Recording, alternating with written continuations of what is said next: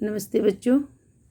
आज मैं कारक व्याकरण के अंतर्गत कारक का सामान्य परिचय लेके आई हूँ।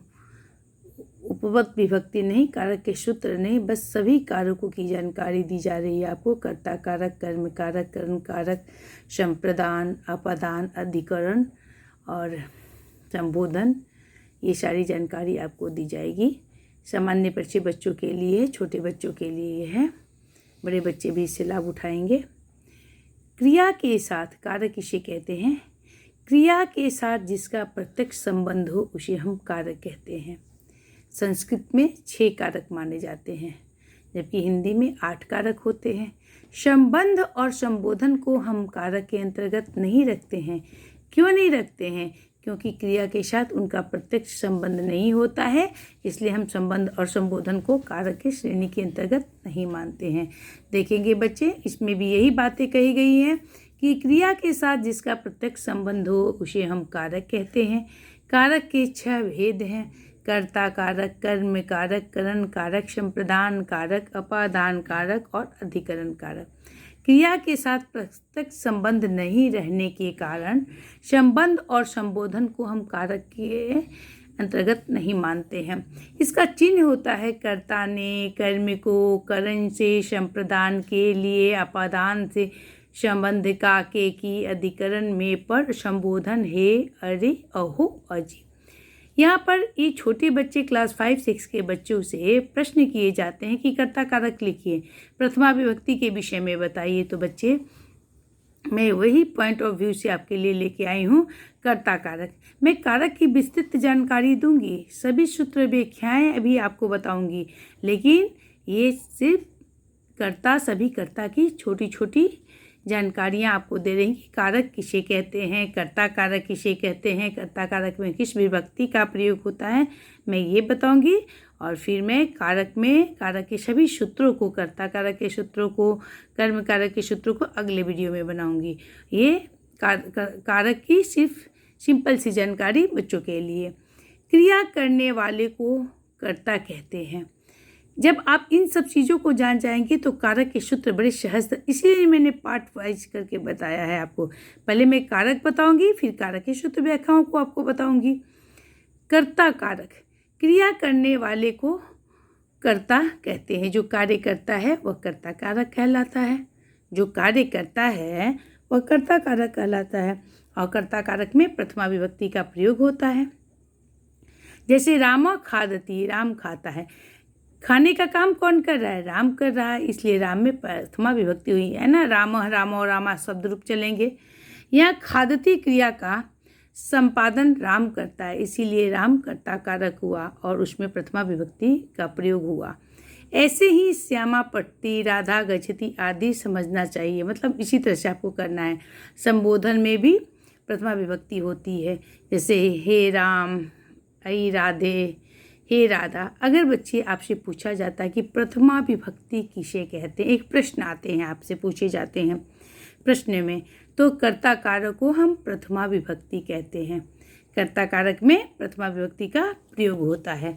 अब बेटा हम आते हैं कर्म का। अगर एग्जाम में आपसे पूछा जाए कि प्रथमा विभक्ति का परिभाषा लिखिए, तो कर्ता कारक को प्रथमा विभक्ति कहते हैं। कार्य करने वाला कर्ता कारक कहलाता है। जैसे रामो पठती, ऐसे हमारे बच्चे लिखेंगे।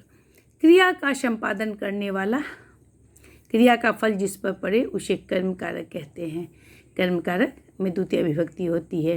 ये कर्ता कारक मैंने बताया, इसमें प्रथमा विभक्ति होती है। कर्म कारक में द्वितीय विभक्ति होती है। तो कर्म कारक में द्वितीय विभक्ति होती है। यथा बालक दुग्धम पीबती, बच्चा दूध पीता है। राम पुस्तकम पढ़ती, राम पुस्तक पढ़ता है। कोई भी उदाहरण हम दे सकते हैं, जरूरी नहीं। इसीलिए यहाँ पर दुग्धम में कर्म कारक हुआ और इसमें द्वितीय विभक्ति हुई। यानी अगर मान लीजिए यहाँ पर हम लिखते बालक पुस्तकम पढ़ती, तो यहाँ पुस्तकम भी कर्म कारक होता। बालक ग्रामम गच्छति, तो ग्रामम में भी द्वितीय विभक्ति का प्रयोग होता। बच्चे, मैं अब आपके साथ आती हूँ करण कारक में। करण कारक किसे कहते हैं? क्रिया करने से जो अत्यंत सहायक हो उसे करण कारक कहते हैं।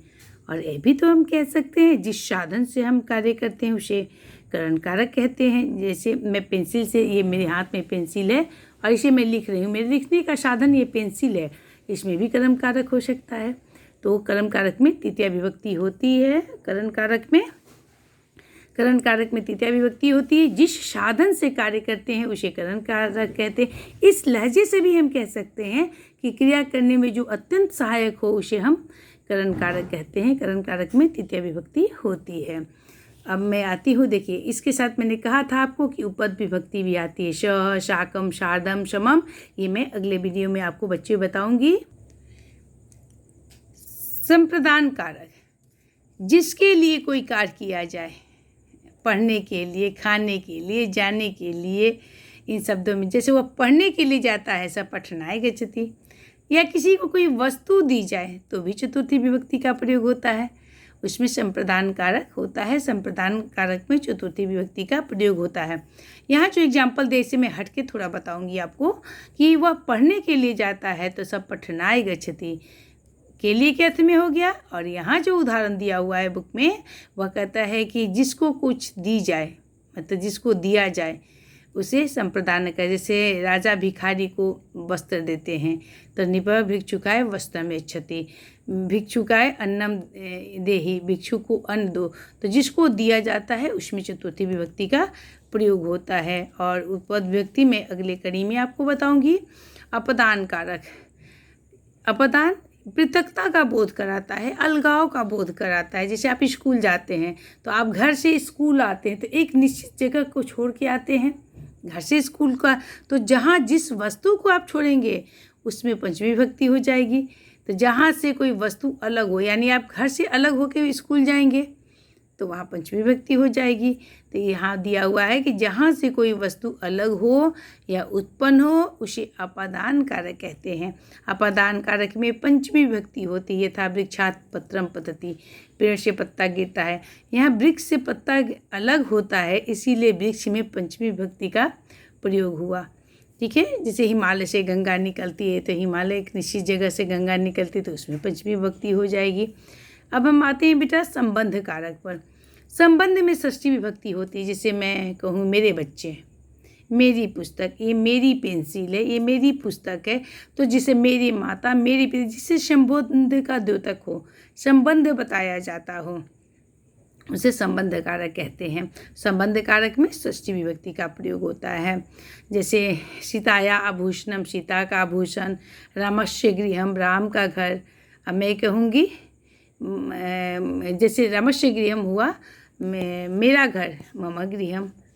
अगर मैं कहूँ मेरा घर, मेरे बच्चे, मम बालिका, है ना। तो इस तरह से जहाँ संबंध बताया जाए, जैसे आपसे मेरा संबंध है, मैं कहूँ आप हमारे बच्चे हो तो मम बालिका, मेरे बच्चे, है ना। उसी प्रकार से अधिकरण, क्रिया के आधार को अधिकरण कहते हैं। अधिकरण कारक में सप्तमी विभक्ति का प्रयोग किया जाता है। जैसे वृक्ष पर पक्षी है, जैसे मेरे हाथ में यह पेंसिल है, ठीक है। घर में अम्बा हैं तो जाके पेड़ पर तोता है, तो क्रिया के आधार को अधिकरण कहते हैं।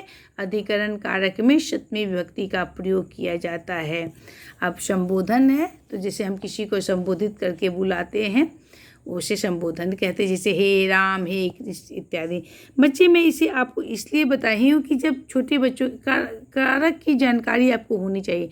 अब इसके साथ कौन कौन सी उपपद विभक्ति आती है ये मैं बताऊँगी आपको बाद में, अगले वीडियो में आपको बताऊँगी। जैसे प्रश्न आपसे एग्जाम में पूछे जाते हैं कि कर्ता कारक में कौन सी विभक्ति का प्रयोग होता है, उसकी परिभाषा लिखिए। प्रथमा विभक्ति का परिभाषा लिखिए या प्रथमा विभक्ति के विषय में बताइए। तो बच्चे मैंने इसलिए आपको ये बताया, जैसे संबंध के विषय में होगा, संबंध का डिफिनेशन दीजिए तो आप बताएंगे ना कि इसके साथ इसका संबंध हो। संबंध में षष्ठी विभक्ति का प्रयोग होता है। धन्यवाद बच्चों। अगली वीडियो आपकी कारक के सूत्रों की होगी, कारक के चिन्हों के साथ मैं आपको बताऊंगी। धन्यवाद।